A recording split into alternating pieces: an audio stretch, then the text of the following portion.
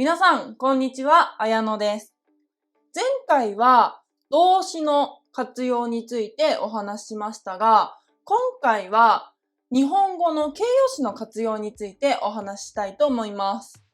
まずちょっとおさらいです。前に日本語の品詞の動画でもお話しましたが、日本語教育文法では形容詞はい形容詞とな形容詞に分けられます。い形容詞は形容詞、な形容詞は形容動詞でしたね。例えば、い形容詞は大きい、美しい、安いなどです。最後がいで終わる形容詞がい形容詞ですね。そして、な形容詞は素敵とか静かとか便利などですね。名詞と一緒に使うと素敵なお店とか静かな街のように何々な何々になる形容詞。これがな形容詞です。では活用について見ていきましょう。まずい形容詞ですね。例えばかわいい。かわいい。これの辞書形はかわいいですよね。そしてその次に名詞が来るときには、かわいい猫となります。はい。これもかわいいですね。そして、内形になるときは、かわいくないですね。そして、手形ですね。手形はかわいくて、他形はかわいかった。そして、馬形はかわいければとなります。そして、な形容詞です。静かを例にとって見てみましょう。まず、辞書形は静かですね。そして、静かな教室。後に名詞が来るときは、静かなです。そして、静かでない。もしくは、静かではないですね。そして、静かで、静かだったというふうに活用します。はい。このように、い形容詞とな形容詞で活用の仕方が違うんですが、学習者がよくする間違いがあります。例えば、一つ目。北海道は景色が綺麗くて食べ物も美味しいです。はい。これ、綺麗に綺麗くてというふうに活用してしまっていますよね。これは、綺麗という形容詞はな形容詞ですよね。ですが、いで終わるので、い形容詞と勘違いしてしまって、きれくてになっているんですね。はい。このように、な形容詞なんですが、いになるものもあります。間違えることが多いので注意が必要です。そしてよくある間違いの二つ目。その服、かわいいな服ですね。かわいいな服ですね。これもいい形容詞なんですが、な形容詞のように活用している例です。はい。かわいいはいい形容詞ですから、かわいい服ですね。ですよね。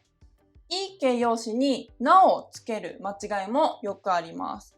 こういう間違いがあった時には、他の例とか、あとは例外を出して一緒に整理してあげるといいと思います。例えば、綺麗とか、有名とか、心配。これはいで終わりますが、いい形容詞ではないです。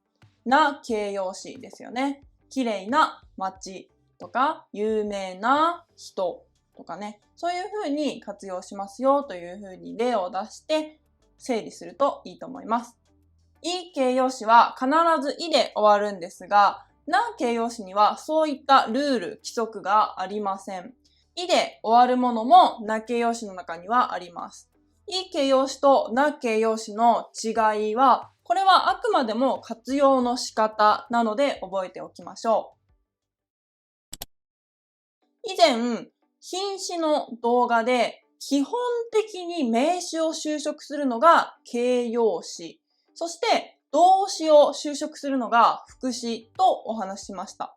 ですが、実は日本語には副詞が少ないです。その代わりに形容詞が副詞のような働きをする場合が多いです。形容詞は基本的に名詞を修飾します。